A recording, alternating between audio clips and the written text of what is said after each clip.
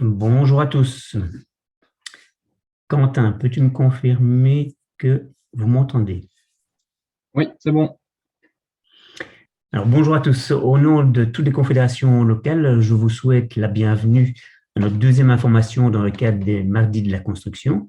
Alors, durant 10 semaines, tous les mardis, un thème différent vous est proposé afin que vous restiez correctement informés. Aujourd'hui, le focus est mis sur l'actualité sociale. Alors, en effet, l'année que nous venons de vivre a été et reste également très mouvementé sur toute une série de plans et la gestion du personnel n'en fait pas l'exception. L'objectif du séminaire de ce matin est donc de parcourir ensemble les dernières nouveautés et adaptations en matière sociale. Seront entre autres abordés les congés de vaccination, le test Covid rapide, la déclaration de télétravail et un sujet important et potentiellement très intéressant pour les entreprises de la construction où vous êtes, les 120 heures supplémentaires volontaires à prendre avant le mois de juin. Alors, l'oratrice du jour est Madame Steffi Doppelstein, qui est Legal Advisor au groupe S, notre partenaire du secrétariat social. Le webinaire devrait durer plus ou moins 1 heure. La présentation va certainement solliciter des questions chez vous. N'hésitez pas à écrire vos questions dans l'onglet QR que vous avez en bas de la présentation et je relayerai vos présentations à la fin de l'exposé. Pour votre information, votre caméra et votre micro sont fermés pour éviter toute possibilité de perturbation. La présentation est enregistrée afin de pouvoir la diffuser par la suite à ceux qui n'auraient pas pu se connecter maintenant. Je vous souhaite à tous un excellent exposé et sans plus attendre, je laisse la parole à Madame Doppelstein. Bon séminaire à tous.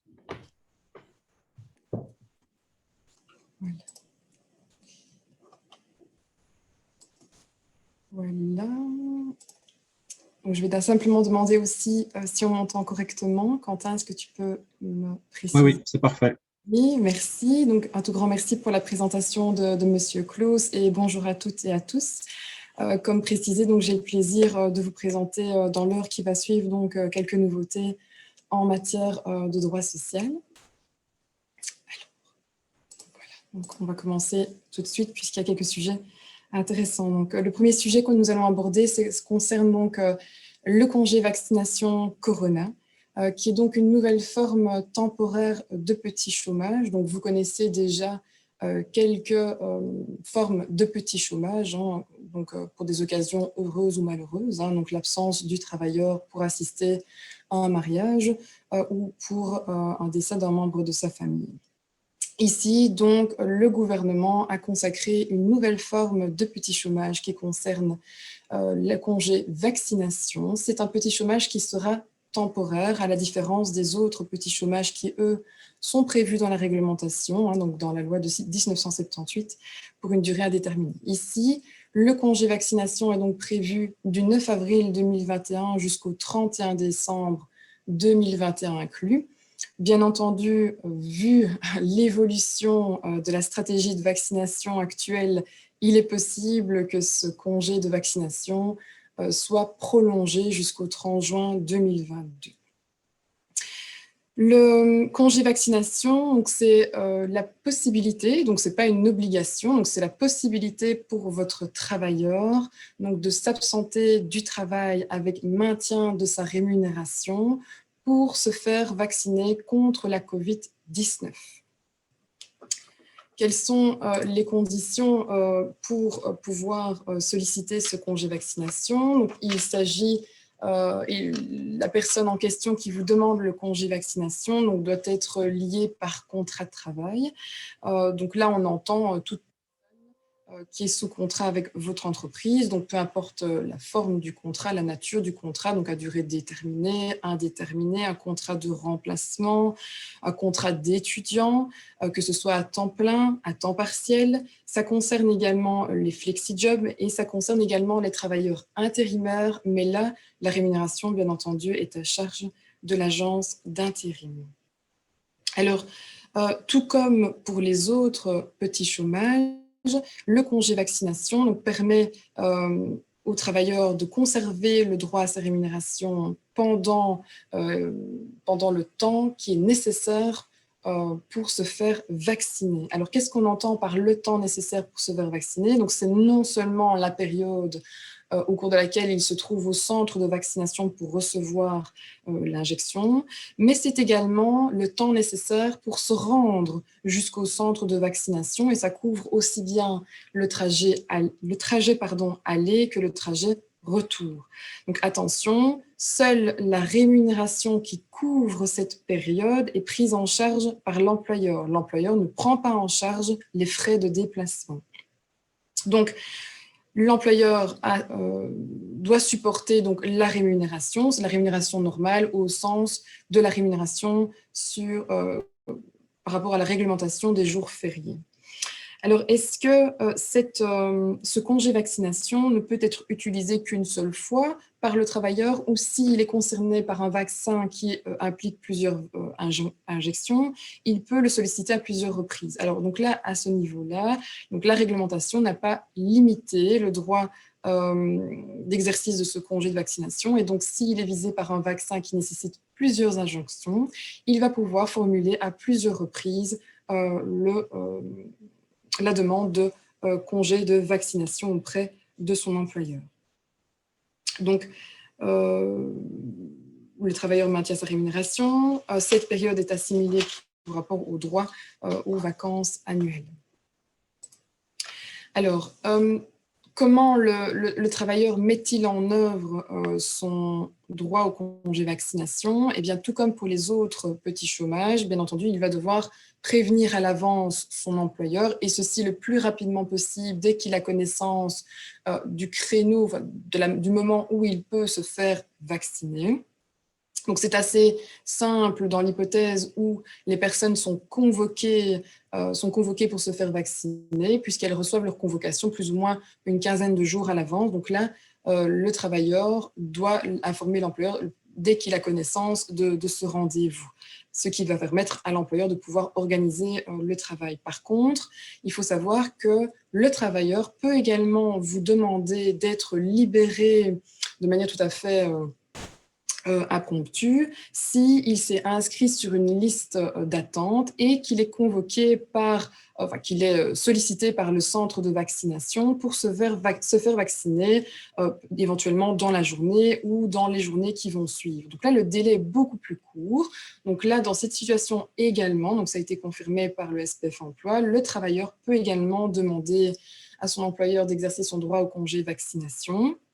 Donc l'employeur peut le libérer. Donc attention, l'exercice du petit chômage nécessite un accord entre les parties. Donc le travailleur ne peut pas imposer, surtout dans cette hypothèse où le rendez-vous est à très courte échéance, ne peut pas imposer à son employeur son absence, surtout si l'employeur n'a pas la possibilité d'organiser le travail et que ceci met en péril. Donc l'absence du travailleur mettrait en péril l'organisation du travail. Donc là, donc prudence, donc ça doit faire l'objet d'un accord, mais chacune des parties doit avoir une position équilibrée, proportionnée. Donc, comme pour tout autre chômage, donc l'exercice du congé vaccination ne peut être exercé par le travailleur que pour se faire vacciner, donc il ne peut pas l'utiliser à une autre fin. À cet égard, il devra présenter à son employeur la preuve qu'il s'absente pour se faire vacciner. Donc, à ce niveau-là, soyez attentifs au fait qu'il vous faudra la présentation de la confirmation du rendez-vous. Alors, j'insiste sur deux éléments. Donc, premier élément, c'est la présentation. Donc, l'employeur ne peut pas exiger une copie de la convocation au rendez-vous pour se faire vacciner. Donc, le travailleur ne peut que la présenter. Donc, je vais m'expliquer à la suite sur les raisons de cette limitation au niveau de la communication de la preuve. Et l'employeur doit veiller à avoir la confirmation du rendez-vous plutôt que l'invitation. Pourquoi? Parce que l'invitation, il n'est pas certain que le travailleur s'y rende, tandis que la confirmation, donc là, le travailleur a effectivement confirmé qu'il se rendrait au centre de vaccination pour se faire vacciner. La seule hypothèse où effectivement vous devriez solliciter l'invitation plutôt que la confirmation, c'est si la confirmation du rendez-vous ne reprenait pas les données concernant le rendez-vous. Qu'est-ce que j'entends par données? L'identité du travailleur, de votre travailleur, et le moment précis au cours duquel le rendez-vous aura lieu, puisque vous devez pouvoir à la fois organiser votre travail et aussi gérer au mieux donc, la rémunération du salaire du travailleur, la rémunération du travailleur, pardon. Donc, bien entendu, l'exercice du congé vaccination donne lieu au paiement de la rémunération au cours de cette absence, mais uniquement si l'absence coïncide avec une période de temps de travail.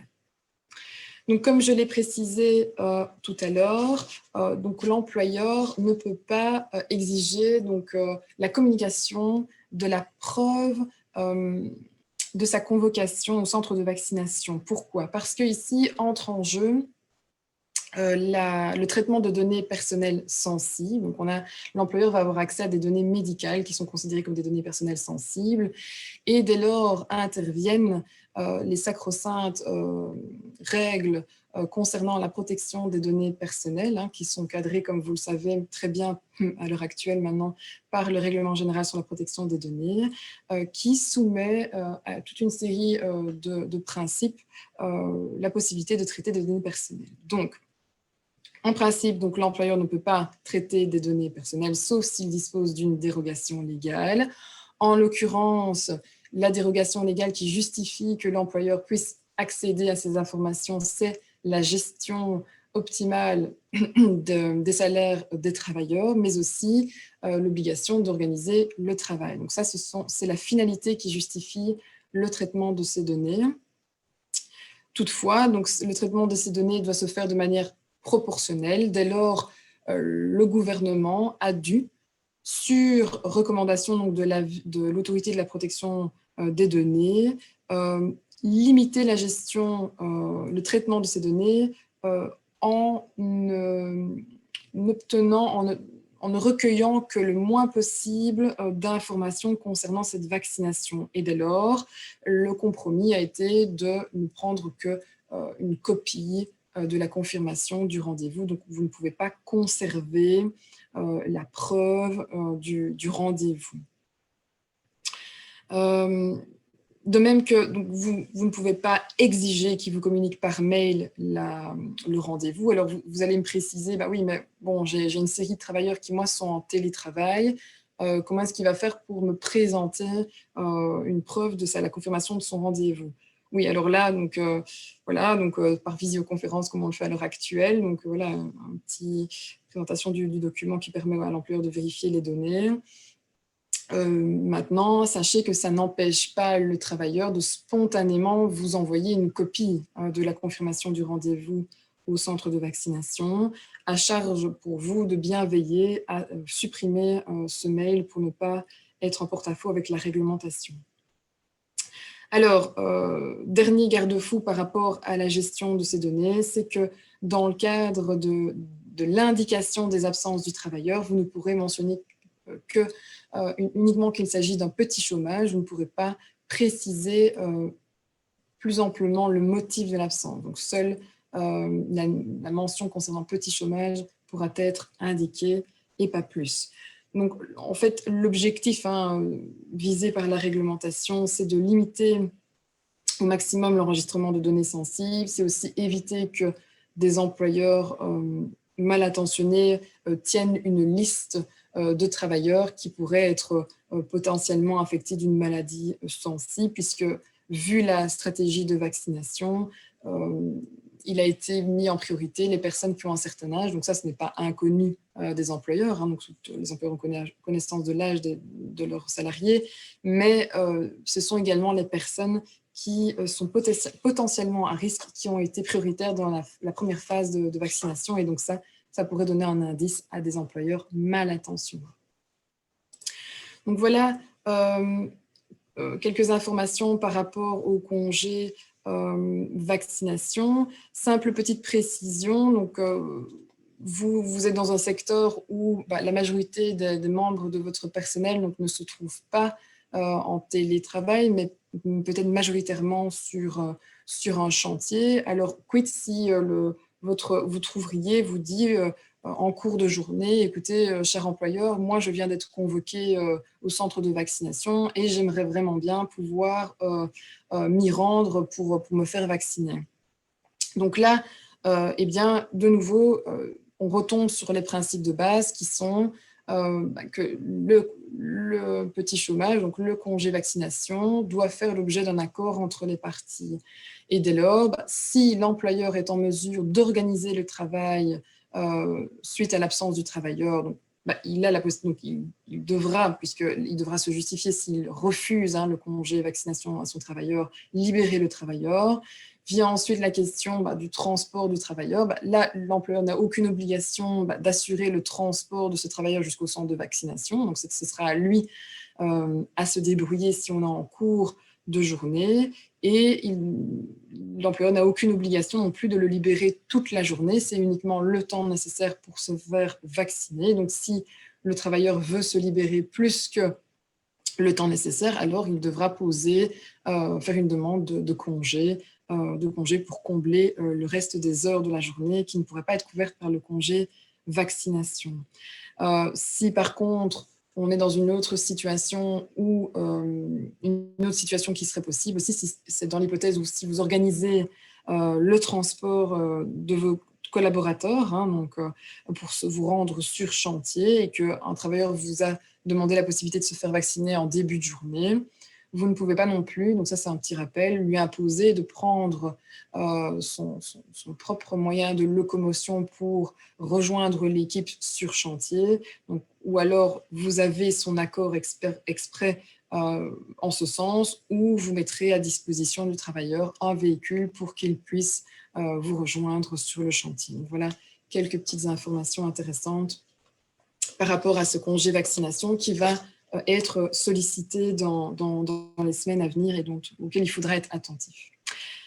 Voilà, donc je passe ensuite donc, à un deuxième sujet d'actualité qui concerne la suspension temporaire du crédit temps et du congé thématique, donc, qui sera valable donc, du 1er avril au 30 juin 2021. Donc, il faut savoir que c'est une possibilité qui existait déjà auparavant, mais uniquement pour les secteurs cruciaux, qui a été étendue à l'ensemble des entreprises et qui donne en fait la possibilité aux travailleurs de mettre en suspens l'exercice de leur droit au crédit temps ou d'un congé thématique pour revenir au travail, de revenir temporairement au travail.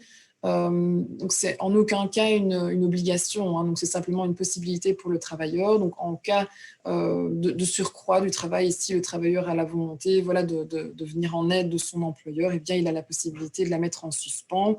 Ça s'adresse à toute forme de congé thématique ou crédit temps, donc toute forme, j'entends suspension complète ou partielle. Bien entendu, ceci devra faire l'objet d'une demande auprès de l'ONEM et l'employeur devra veiller à avoir un avenant au contrat de travail pour cadrer cette reprise temporaire. Les implications qu'il ne faut pas perdre de vue, c'est sur la possibilité au cours de cette reprise du travail de mettre le travailleur en chômage temporaire. Donc, si le travailleur a décidé de suspendre son crédit temps ou son congé thématique, vous ne pourrez pas déclarer ces travailleurs en chômage temporaire pour raison économique. Donc, de même que vous ne pourrez pas non plus le mettre en chômage temporaire pour force majeure corona. Sauf si la force majeure est liée aux travailleurs. Dans quel sens est-ce que j'entends lié aux travailleurs? Si le chômage temporaire est dû à une mise en quarantaine du travailleur qui ne peut pas télétravailler ou est dû au fait que le travailleur doit prendre congé, un congé corona pour garder ses enfants suite à la fermeture d'un établissement scolaire, par exemple. Donc ça, ce sont deux implications à ne pas perdre de vue. Lorsque les travailleurs vous avertissent qu'ils suspendent leur crédit temps ou congé thématique pour reprendre le travail. Donc l'implication sur la mise en chômage temporaire économique et pour force majeure. Donc soyez très vigilants par rapport à ça. Et donc n'oubliez pas de prévoir un avenant au contrat. Alors, troisième nouveauté, donc, qui est directement en lien avec ce que je viens de présenter, donc c'est le congé quarantaine. Donc là, c'est une possibilité donc, qui est maintenue jusqu'au 30 juin 2020. Et donc là, c'est la possibilité pour vos salariés de demander à être mis en chômage temporaire pour force majeure corona pour pouvoir garder des enfants mineurs dont l'établissement scolaire ou le centre d'accueil a été fermé sur décision du gouvernement, ou si l'enfant est mis en quarantaine ou doit être isolé. D'accord? Donc ça vaut également pour un enfant handicapé. Donc là, la petite précision, c'est qu'il n'y a pas de limite d'âge par rapport aux enfants handicapés. Donc si le centre d'accueil de l'enfant handicapé ferait l'objet d'une fermeture ou d'une mise en indisponibilité. Donc ça, c'est quelque chose qui existe. C'est une possibilité donc, qui existe et qui a été étendue, à l'hypothèse où les vacances scolaires sont obligatoirement prolongées. Donc c'est ce qu'on vient de vivre ici au cours des vacances de Pâques. Dans l'hypothèse aussi où l'établissement scolaire, la crèche, le centre d'accueil fait l'objet d'une fermeture qui est imposée ou recommandée par les autorités, ou également dans l'hypothèse où il y a une annulation d'un stage de vacances, d'une colonie de vacances ou un accueil extracolaire pendant les vacances de Pâques.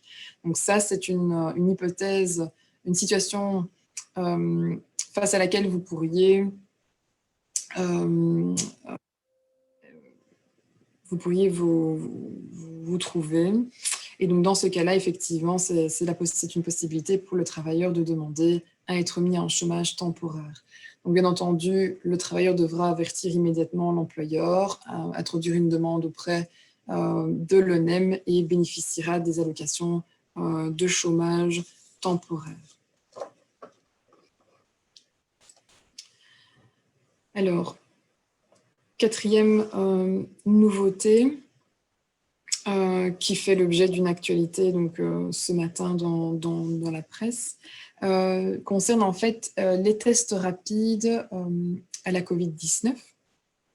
Donc, comme vous l'avez entendu, il ressort que un des principaux foyers de contamination se trouverait dans les entreprises. Dès lors, le gouvernement a donné une impulsion pour que des tests rapides puissent être réalisés au sein des entreprises.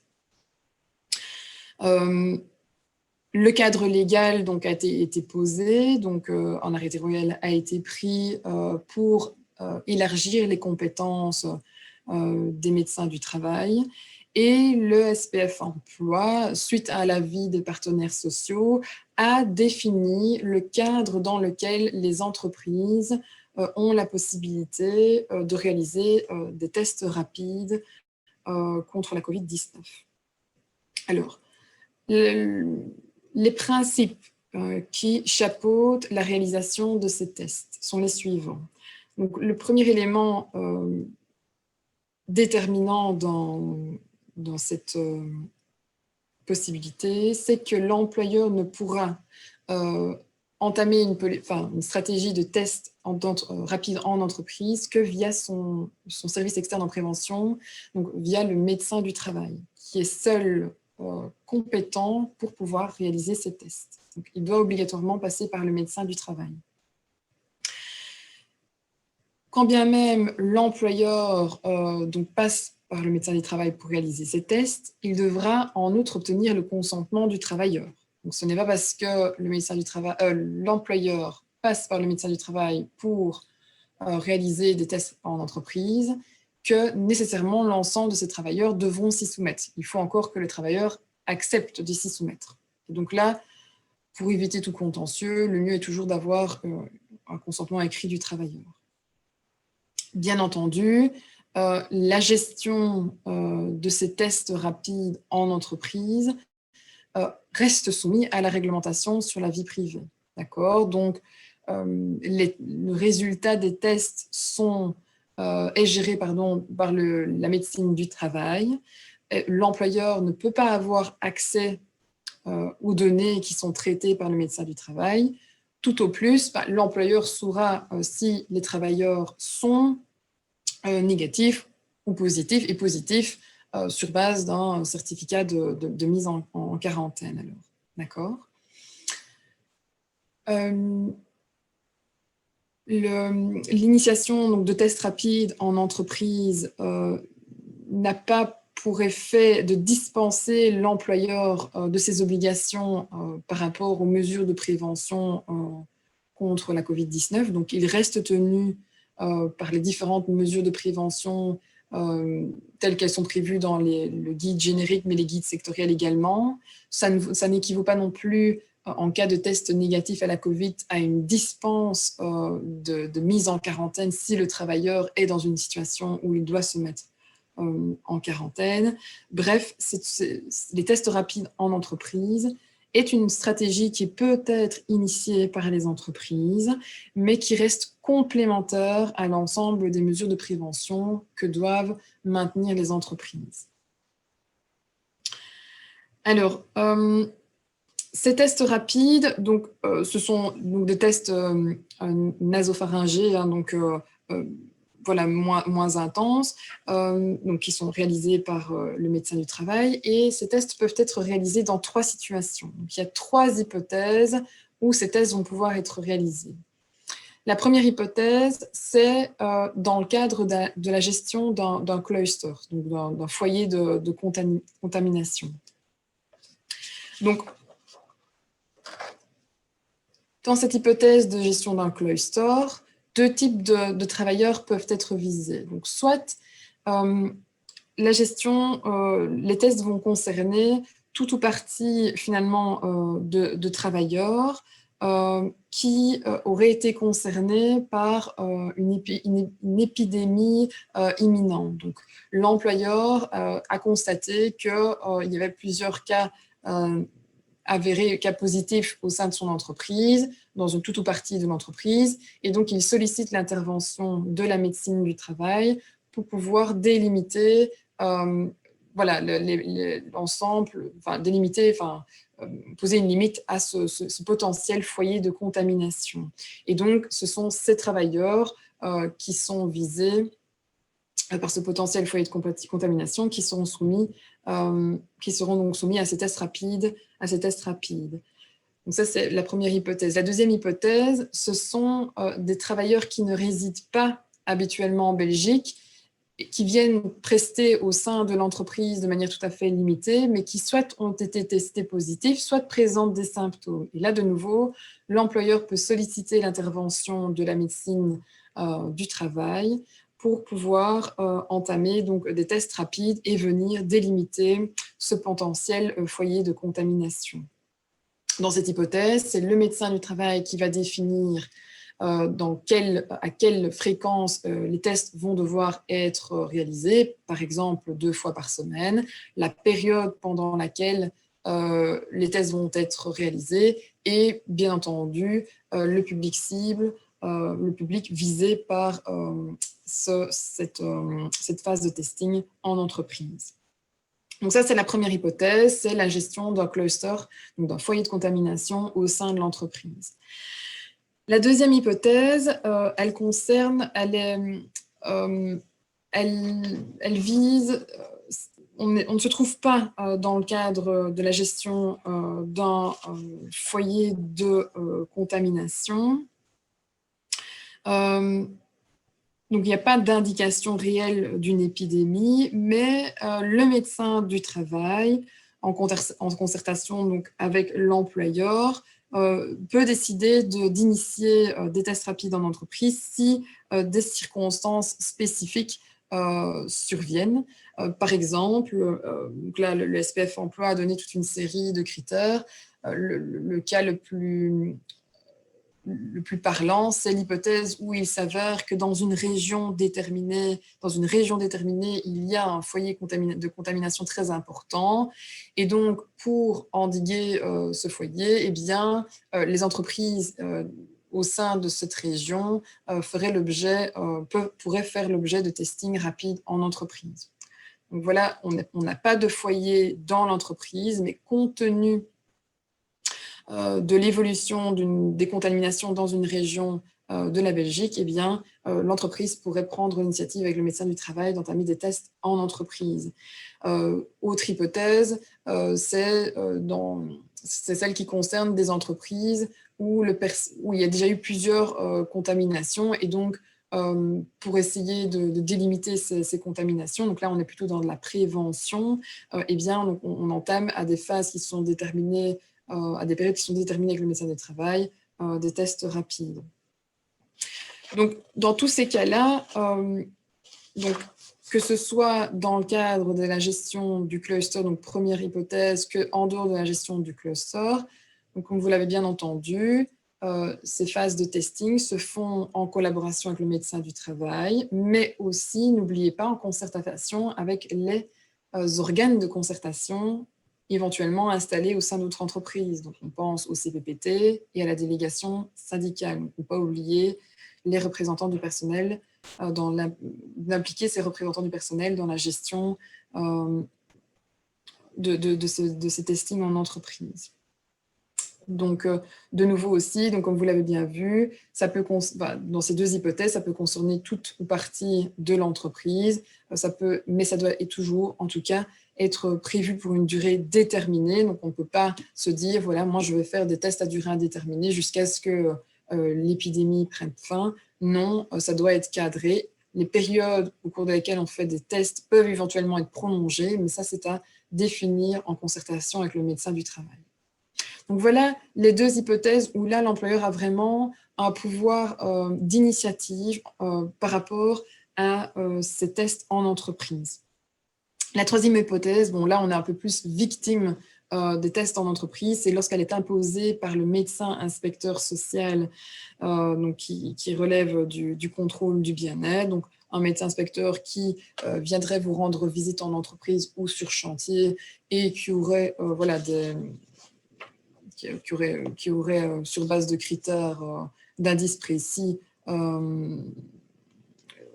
donc, qui relèverait une nécessité d'entamer une phase de testing, donc pourrait effectivement vous imposer d'entamer des tests en entreprise, Donc voilà, par rapport donc, à cette nouveauté, donc, le plus important ici, c'est de vous mettre en contact avec votre médecine du travail pour voir quelles opérations donc, sont opportunes par rapport aux circonstances dans lesquelles vous vous trouvez. Je continue donc dans le cadre de l'analyse des nouveautés. Donc la nouveauté qui suit, donc là, elle concerne en fait la prime de compensation suite à l'assimilation de la force majeure pour les vacances dans le cadre de la réglementation sur les vacances annuelles. Donc, comme vous le savez, le chômage temporaire pour force majeure Covid donc, a été assimilé en matière de vacances annuelles, donc du 1er juillet au 31 décembre 2020. C'est une heureuse nouvelle pour les salariés, mais bon, ça engendre effectivement un coût supplémentaire pour les employeurs. Dès lors, pour venir en aide aux employeurs qui ont à supporter cette charge financière supplémentaire, le gouvernement a prévu une enveloppe globale qui a été distribuée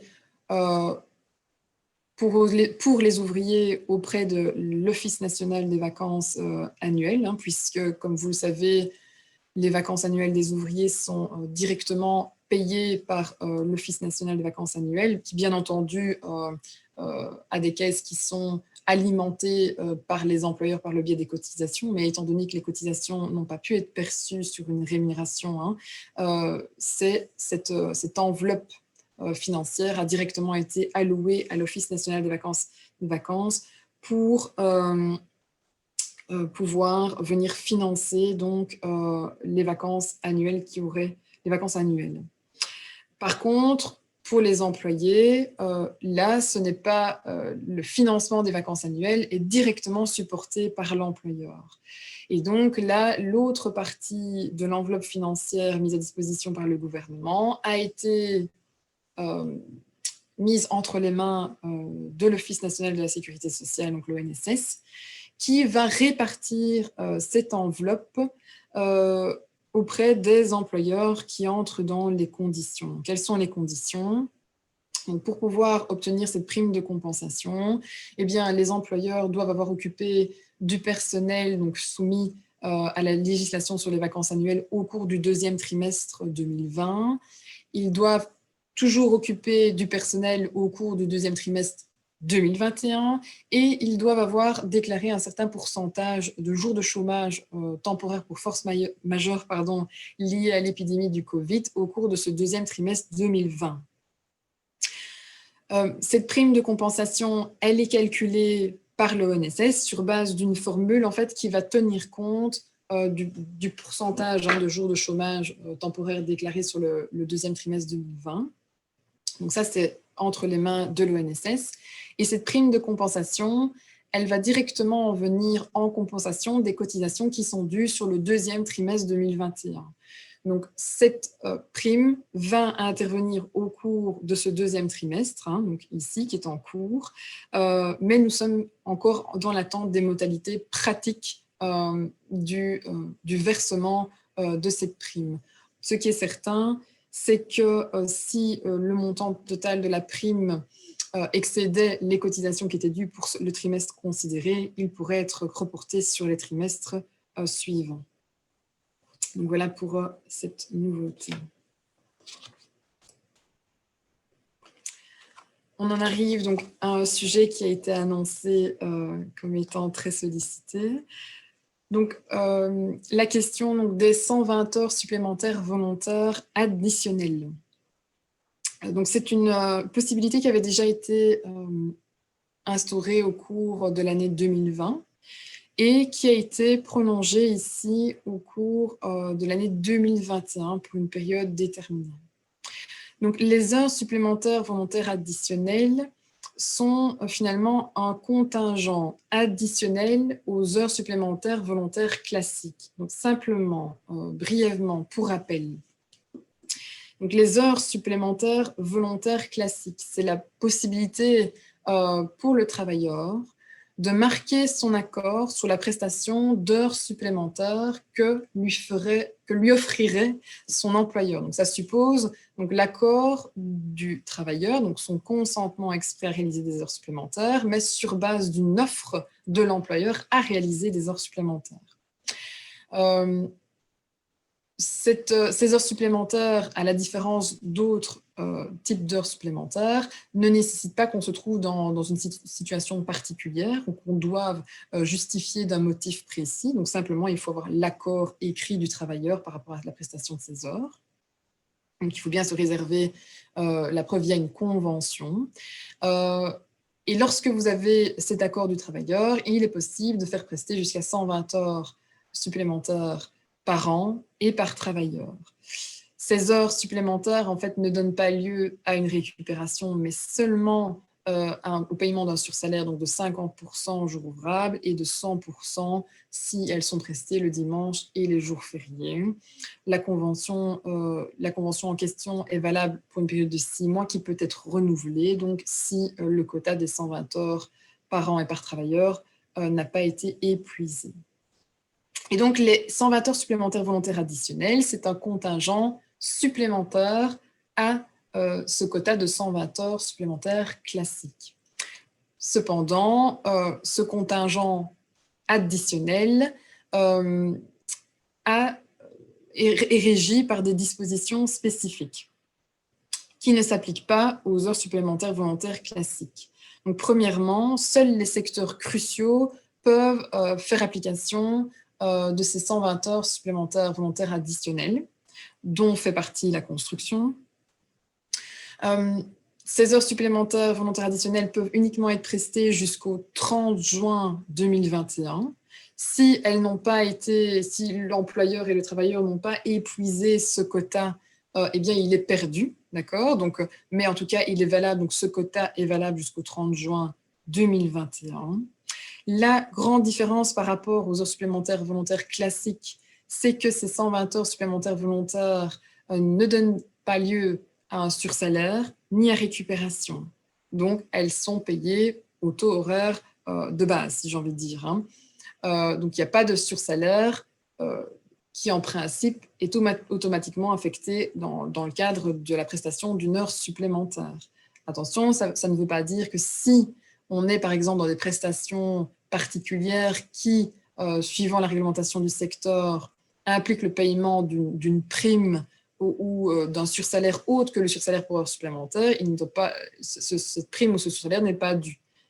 Ici, j'insiste bien, ces heures supplémentaires qui, en principe, doivent faire l'objet d'un sursalaire, ne donnent pas lieu au paiement d'un sursalaire et ne font pas l'objet d'une récupération.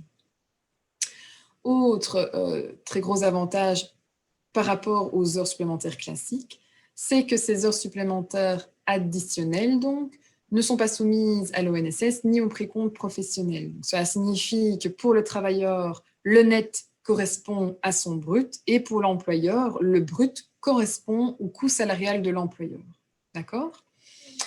Donc, attention toutefois, que comme pour les heures supplémentaires volontaires classiques, il vous faut une convention individuelle, puisqu'il vous faut pouvoir démontrer le consentement du travailleur à prester ces 120 heures supplémentaires additionnelles.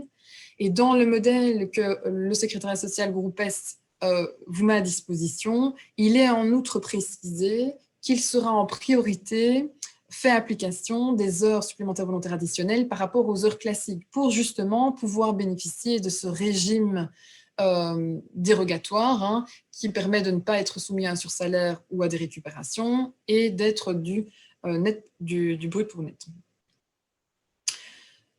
Ça, c'est la première chose. Ces heures supplémentaires volontaires additionnelles, quelles sont leurs autres particularités? Donc, c'est qu'elles ne vous ennuient pas dans le cadre du respect de la limite interne.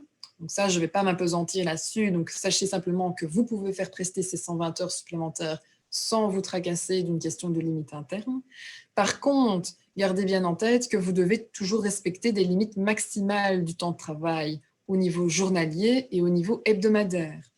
Donc, vous devez respecter journalièrement un maximum de 11 heures par jour. Donc, c'est un maximum, vous n'êtes pas obligé d'aller jusqu'à 11 heures par jour. Donc, c'est une possibilité d'aller jusqu'à 11 heures. Et vous avez également la possibilité d'aller jusqu'à 50 heures. Mais c'est un maximum, vous ne pouvez pas aller au-delà, en tout cas dans le cadre de l'application de cette dérogation des 120 heures supplémentaires volontaires additionnelles. Autre limite à ne pas perdre de vue, ça a été également rappelé par le SPF Emploi, c'est que vous devez garder en tête la limite européenne qui est de 48 heures en moyenne par semaine sur une période de 4 mois. D'accord ? Donc, vous voyez que si on vous dit que vous pouvez aller jusqu'à 50 heures par semaine par rapport aux limites légales fixées par la Belgique et que l'Europe vous limite déjà à 48 heures par semaine, à un moment donné, vous allez devoir réduire le travail pour ne pas être en porte-à-faux avec la limite européenne qui, elle, se calcule sur une période de 4 mois. Donc, surtout, veillez à ne pas perdre de vue cette limite européenne. Donc, voilà pour les heures supplémentaires volontaires additionnelles. Donc, comme je l'ai bien précisé, donc vous pouvez décider d'appliquer par préférence les additionnels avant les heures supplémentaires volontaires classiques. D'accord ? Vous n'avez pas à vous justifier.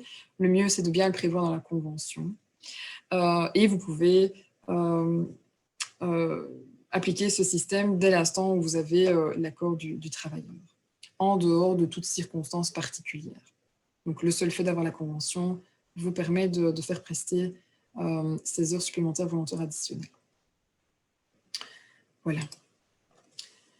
Alors, j'embraye sur le thème du télétravail. Donc, comme vous le savez, donc le télétravail est la norme, donc c'est la règle, sauf si il est impossible de pouvoir appliquer le télétravail en vertu de la nature de la fonction ou si la continuité de la gestion de l'entreprise, des activités ou des services offerts par l'entreprise empêche l'exécution du télétravail. Si vous êtes dans une dérogation à la règle du télétravail, le travailleur doit être en possession d'une attestation obligatoire et l'employeur doit respecter toutes les mesures de prévention dans le cadre de l'exécution du travail. Petit nota bene qui n'est pas négligeable, par rapport à cette attestation obligatoire, donc lorsque le travailleur occupe une fonction qui, par nature, est incompatible avec l'exercice du télétravail, cette attestation, finalement, elle vaut pour une durée à déterminer, parce qu'elle se justifie en raison de la nature de la fonction, qui, en principe, ne va pas évoluer. Par contre, lorsque vous êtes dans l'hypothèse où le salarié déroge à la règle du télétravail, mais de manière ponctuelle parce que voilà, il y a lieu à avoir une permanence dans les bureaux administratifs pour relever le courrier ou pour toute autre circonstance, mais que cette dérogation est ponctuelle, n'oubliez pas que l'attestation doit être remise à chaque dérogation. Donc là, les services d'inspection sont assez intransigeants sur cette situation pour le moment. Donc, comme vous l'avez entendu également, donc, les services d'inspection ont mené des contrôles au cours de janvier et février. Donc, par rapport à ça, donc si vous ne le savez pas, donc je vous le précise, l'inspection a mis à disposition sur leur site internet, donc c'est le service d'information et de recherche sociale, une checklist sur base de laquelle en fait ils vérifient si les règles par rapport au respect du télétravail sont bien suivis en entreprise. Donc ça peut être un outil pour vous, pour vérifier si vous êtes en ordre au sein de votre entreprise. Alors, par rapport à ce télétravail qui est devenu la norme, le gouvernement a insisté pour qu'on puisse vérifier que les employeurs respectent bien cette obligation et donc ils ont eu l'idée d'imposer aux employeurs d'enregistrer le télétravail, Donc, tous les employeurs, que ce soit du secteur public ou privé, donc, ont l'obligation, sont tenus depuis le 1er avril d'enregistrer le télétravail sur une application qui est mise à disposition sur le site de l'ONSS. Cette déclaration, donc, elle va reprendre différentes données. C'est une déclaration qui doit donc avoir lieu, en tout cas ici en avril, mai et juin 2021, qui doit être fait au plus tard, donc le 6e jour calendrier du mois concerné, mais qui est en fait une photographie de la situation en entreprise, le premier jour ouvrable, en tout cas le premier jour ouvrable de travail dans l'entreprise, du mois qui fait l'objet de la déclaration. Donc la première donnée à reprendre dans cette déclaration, c'est le nombre de travailleurs qui est habituellement présent dans l'entreprise, donc au cours de ce premier jour habituel de travail en entreprise. La deuxième donnée à reprendre, c'est le nombre de travailleurs qui exercent une fonction où le télétravail est totalement impossible. Et ces données doivent être enregistrées par unité d'établissement si votre entreprise a plusieurs unités d'établissement. Par unité d'établissement, c'est là où est exercée l'activité de l'entreprise. À cet égard, vous pouvez avoir égard au nombre d'unités d'établissement sur base d'informations reprises à la Banque Carrefour des entreprises. Donc, on parle de quotas. Donc, il est question ici de chiffres et pas de noms. Donc, ce n'est pas des listes nominatives. Ce sont bien des... on parle en termes de nombre de travailleurs. Par rapport à cette notion de travailleurs, je vais préciser les notions. Cette notion est à interpréter assez largement. Pourquoi? Parce que l'ONSS vise non seulement les travailleurs qui sont en service pour l'entreprise, donc qui sont liés par contrat de travail, mais aussi sous contrat d'apprentissage. Donc, ça vise aussi bien les personnes qui sont sous contrat de travail ordinaire, les contrats d'étudiants, les contrats d'apprentissage, mais ça vise également les personnes qui, autrement que en vertu d'un contrat de travail au sens strict, sont habituellement occupés au sein de l'entreprise. On pense par exemple au personnel intérimaire, mais également les personnes qui sont mises à disposition ou qui sont détachées de manière structurelle au sein de votre entreprise. Ça vise également les personnes sous statut d'indépendant. Donc, si vous faites appel à des sous-traitants, à des consultants indépendants qui prestent habituellement au sein de votre entreprise au cours de la période qui fait l'objet de la déclaration, eh bien, ces personnes doivent être reprises dans le quota de travailleurs habituellement présents dans votre entreprise. Donc attention, la notion est assez large et je me répète, mais c'est important, c'est la photographie au premier jour ouvrable de la déclaration. Par rapport aux travailleurs qui exercent une fonction qui est incompatible avec le télétravail, donc là aussi, là par contre, on est dans une interprétation stricte. Donc si le travailleur peut télétravailler totalement ou partiellement, dans ce cas-là, il ne doit pas être pris dans la liste des travailleurs pour laquelle la fonction est incompatible avec le télétravail. D'accord ? Donc, en d'autres mots, les personnes qui doivent revenir ponctuellement au travail au sein de l'entreprise pour réaliser certaines tâches ne doivent pas être reprises dans le quota.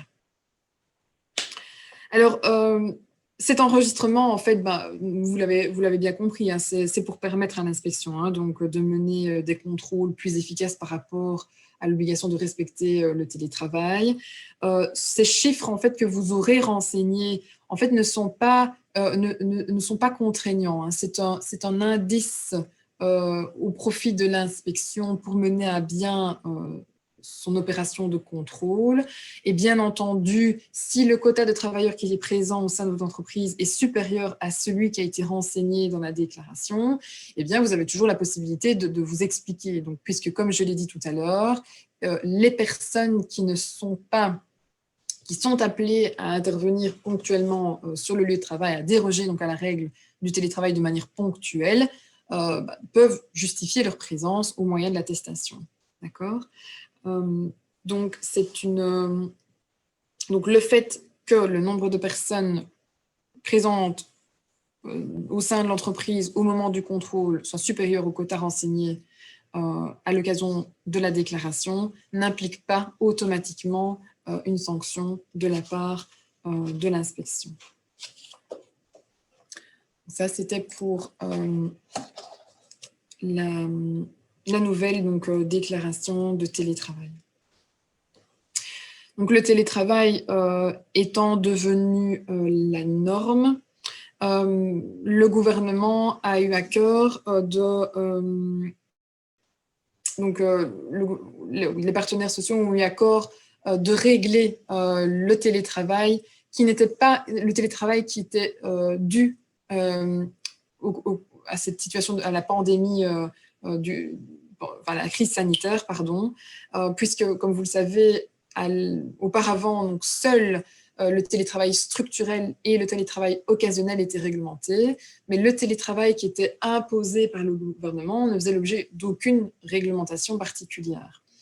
Et donc, les partenaires sociaux donc, sont intervenus et sont venus poser un cadre pour les entreprises qui au 1er janvier 2021, n'avaient pas en fait réglé le télétravail au sein de leur entreprise.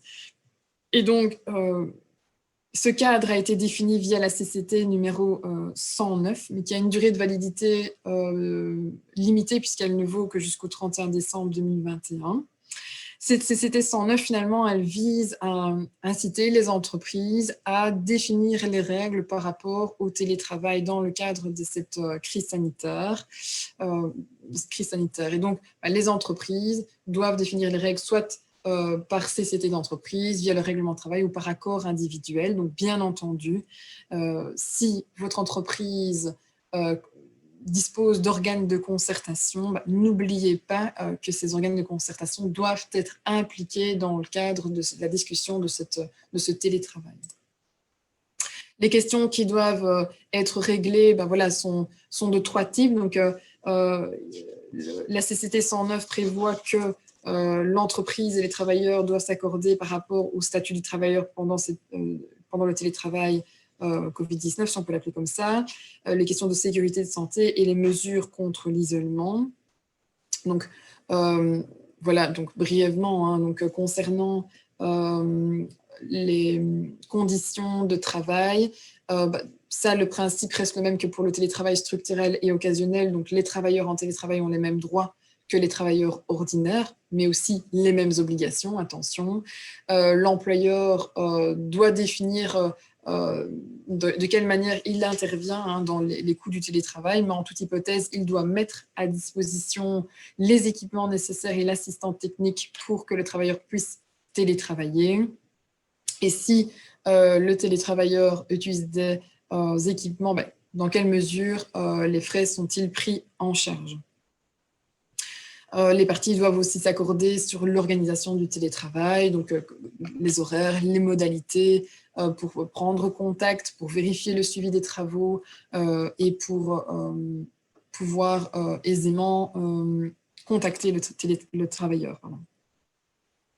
Donc la CCT 149 prévoit également que les parties doivent échanger par rapport aux questions de sécurité et de santé, donc telles que par exemple l'aménagement du poste de travail, la bonne utilisation des écrans de visualisation, par rapport au support technique qui est offert aux travailleurs, et l'employeur doit veiller à prendre les mesures nécessaires pour éviter l'isolement des personnes qui sont en télétravail.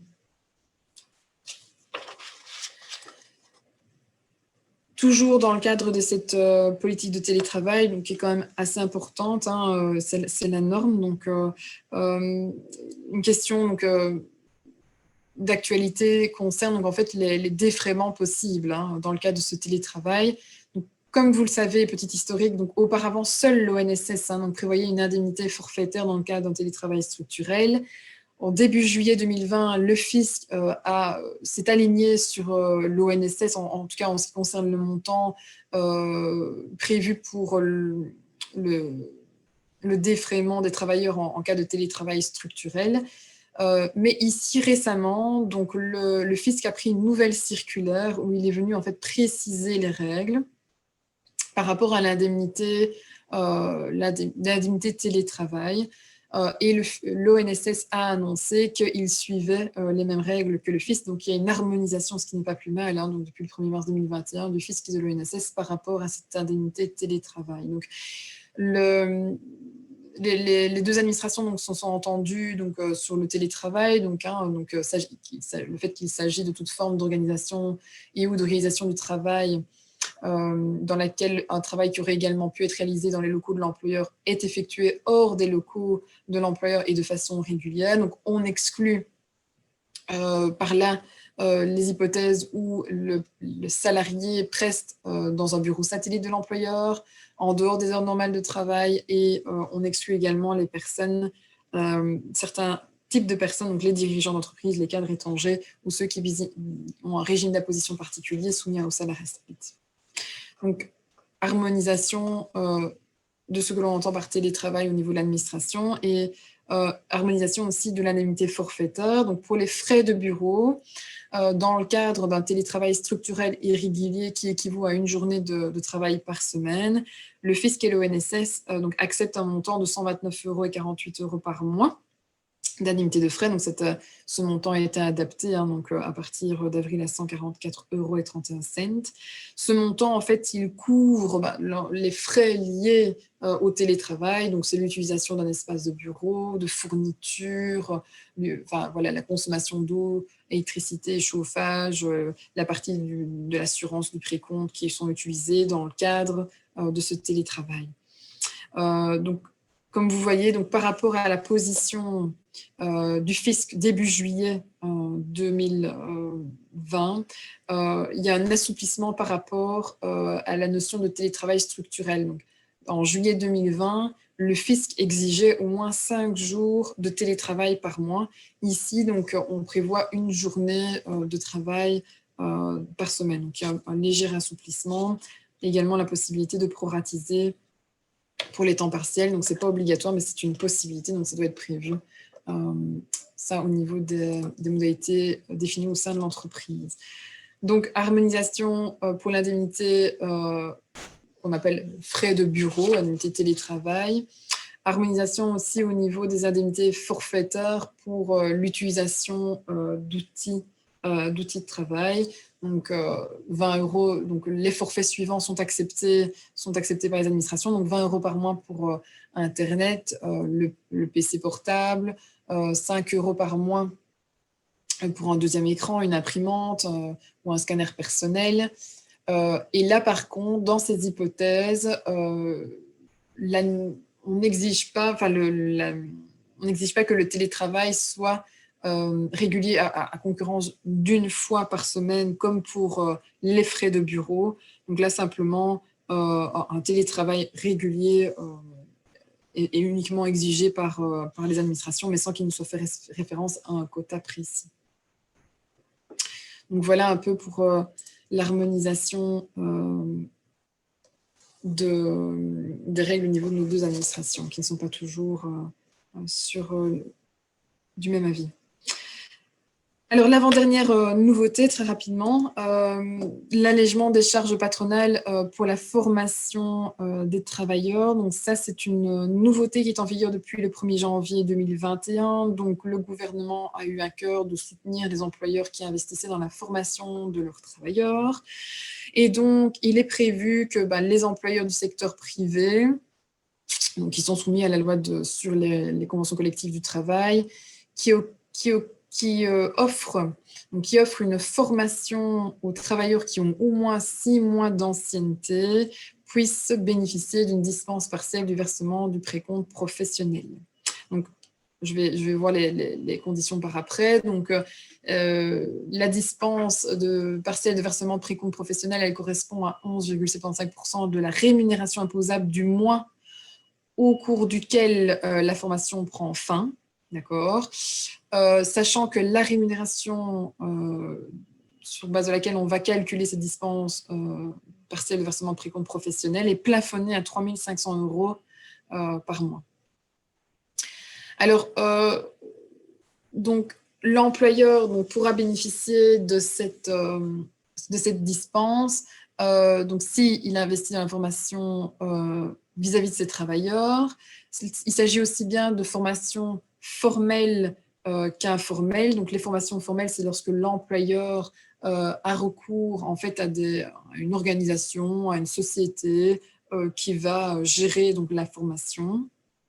Et les formations informelles, ce sont les formations organisées au sein de l'entreprise sans qu'il y ait nécessairement recours à une tierce entreprise. Cette formation, en fait, elle doit constituer des frais. Elle doit constituer donc des frais pour l'entreprise. Elle doit constituer un frais pour l'entreprise. Mais en toute hypothèse, il ne peut pas s'agir des formations qui sont obligatoires en vertu de la loi, des conventions collectives au niveau national ou interne. Donc, par exemple, au niveau de la construction, il y a une formation obligatoire pour l'amiante. Eh bien, on ne pourrait pas solliciter la dispense partielle pour versement de précompte professionnel pour cette formation. Donc, comme je viens de le dire, si la formation ne constitue pas des frais professionnels pour l'employeur, elle ne peut pas être prise en compte également. Et de même que la formation devra répondre à une durée minimale. Alors, en principe, la formation devra durer au minimum 10 jours, sachant qu'un jour correspond à 7h60, donc 7h36 minutes. Donc, 10 jours de formation sur une période ininterrompue de 30 jours. Par contre, s'il s'agit de travailleurs qui prestent en équipe ou de nuit et qui bénéficient d'une prime d'équipe ou de nuit, la formation, qui doit toujours au minimum durer 10 jours, pourra être suivie sur une période plus étendue, sur une période ininterrompue, alors là de 60 jours. Donc là, on a augmenté la période de référence. Enfin, le gouvernement a réduit le quota pour les petites entreprises, donc petites entreprises selon le code des sociétés. Donc là, le quota de jours de formation pour lesquels on pourra demander la dispense de versement de précompte professionnel est réduit à 5 jours et sur une période qui est encore plus longue, sur une période ininterrompue de 75 jours. Alors, la durée minimum donc des 10 jours ne doit pas nécessairement être consécutif. Donc, ça peut être pris, éparpillé, mais sur cette période ininterrompue de 30 jours. Le gouvernement a plafonné en fait un maximum 10 périodes de référence par travailleur. Donc l'objectif, c'est de diversifier, hein, donc que l'employeur ne se concentre pas sur la formation de certains travailleurs, mais forme l'ensemble de ses collaborateurs. Et comme je l'ai dit tout à l'heure, donc les formations qui peuvent être concernées par cette dispense sont aussi bien les formations formelles, donc quand on recourt à une tierce entreprise qui organise la formation, que les formations informelles, donc les formations en entreprise. Mais attention que les formations informelles sont limitées. Hein, donc en général, par rapport à la règle générale, elles sont limitées à un jour sur le quota.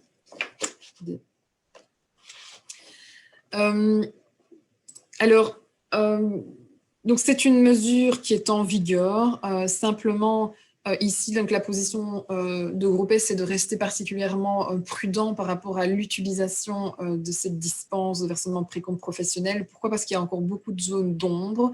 Et donc, l'employeur qui solliciterait cette dispense la mettra à ses risques et périls tant qu'on nous n'avons pas reçu tous les éclaircissements nécessaires sur la mise en œuvre de la dispense. Ainsi, par exemple, on est toujours dans l'attente d'éclaircissements par rapport à ce que l'on entend par des frais professionnels. Donc là, la formation doit constituer des frais professionnels pour l'employeur. Qu'est-ce qu'on entend par frais professionnels ? Est-ce que ça ne vise uniquement que les frais d'inscription ou est-ce qu'on peut également entendre par frais professionnels la charge salariale que supporte l'employeur puisqu'il maintient la rémunération au cours de ces périodes de formation.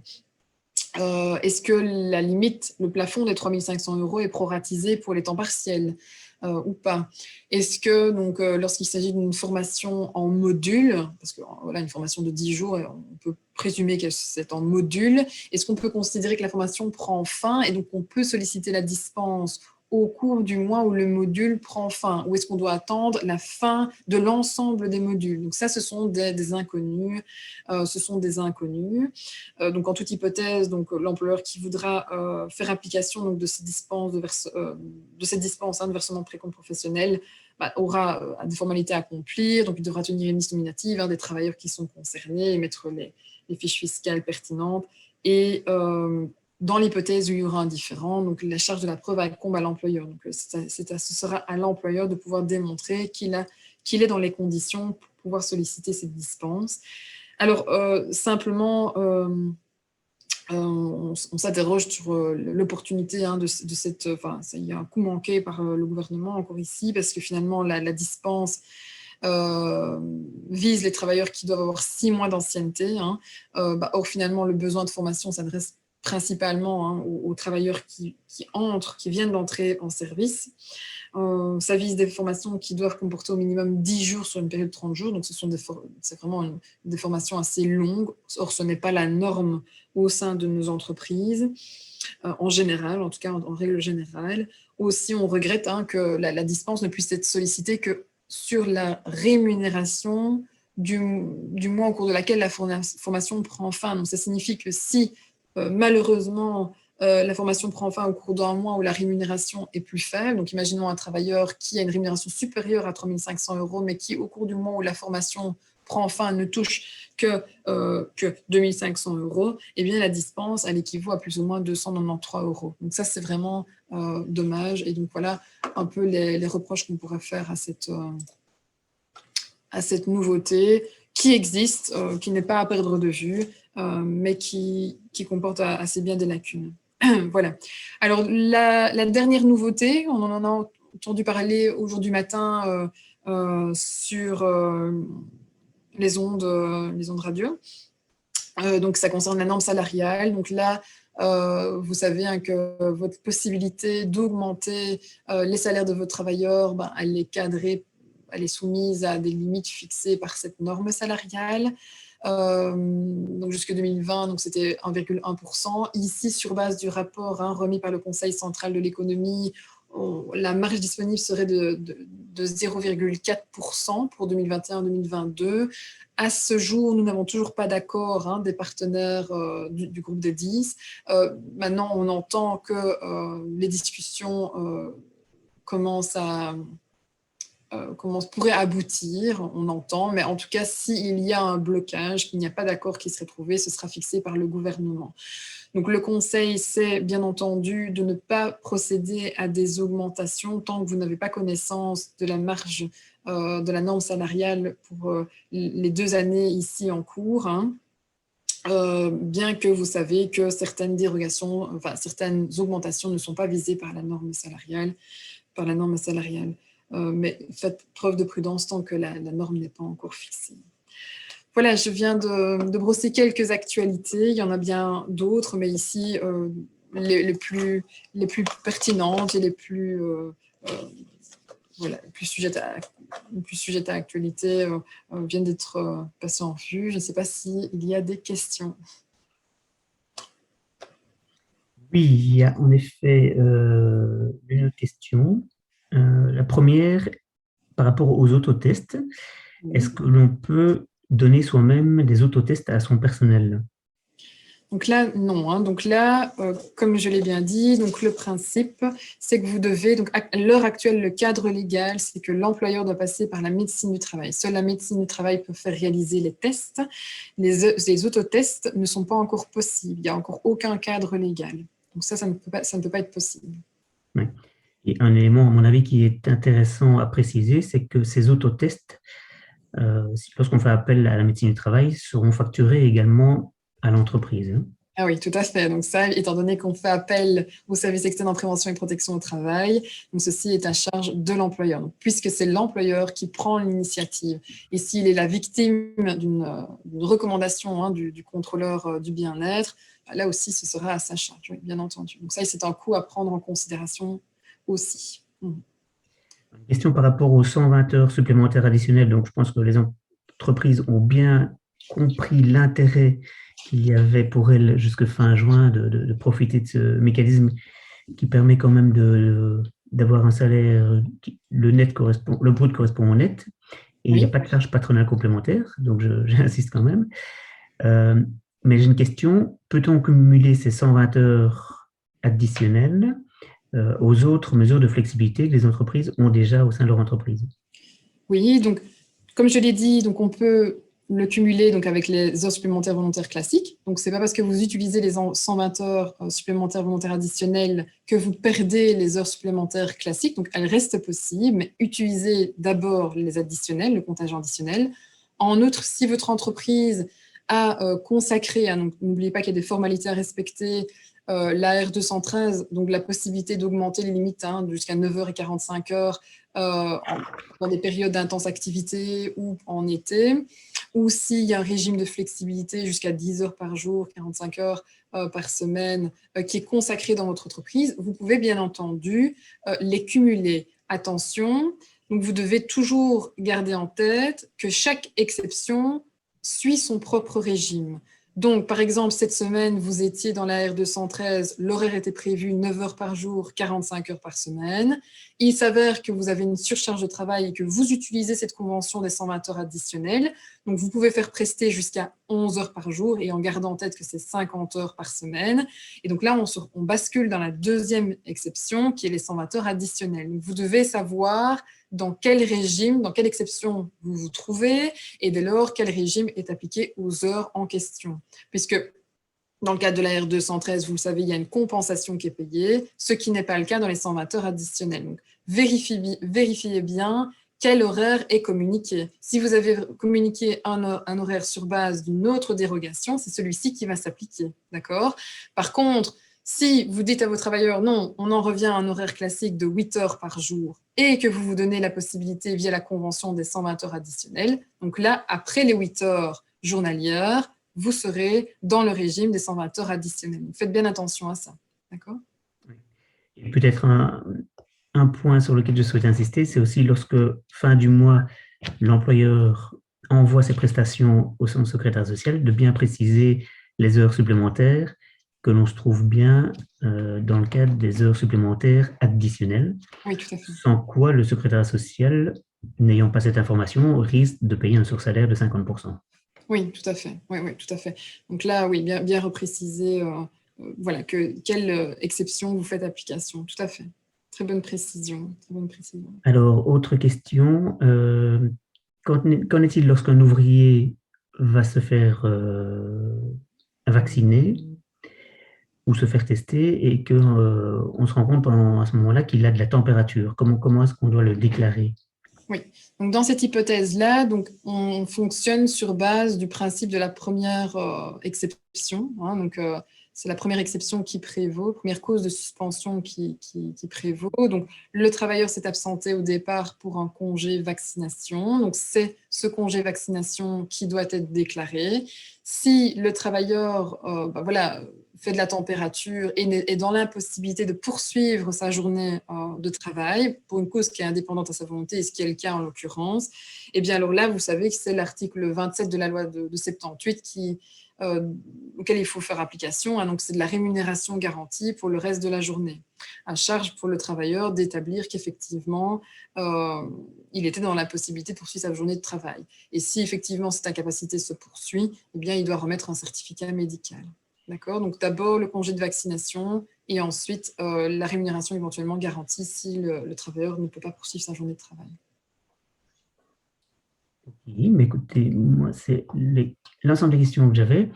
Je suis sûr que cette thématique va solliciter par la suite d'autres questions, donc n'hésitez surtout pas à solliciter votre secrétaire social ou vos autres confédérations construction locale.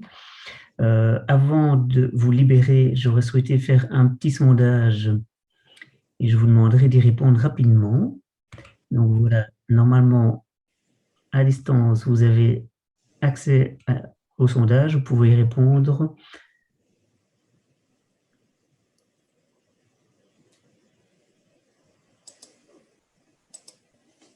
Ça nous permet, de notre côté, d'avoir une information assez rapide sur la durée, sur... Je précise peut-être que l'ensemble des webinaires que nous organisons dans le cadre des mardis de la formation se font habituellement à 17h30. Exceptionnellement, ici, pour cette thématique, c'était en journée, mais sinon, c'est habituellement à 17h30. Et ces webinaires vous pouvez encore les visionner par la suite, ou si une personne n'a pas pu participer, il peut encore le visionner par la suite. Voilà. Merci pour votre intervention, Madame de Goldstein. Avec plaisir, avec grand plaisir. Merci pour votre écoute. Au plaisir et bonne fin de journée à tout le monde. Au revoir. Au revoir.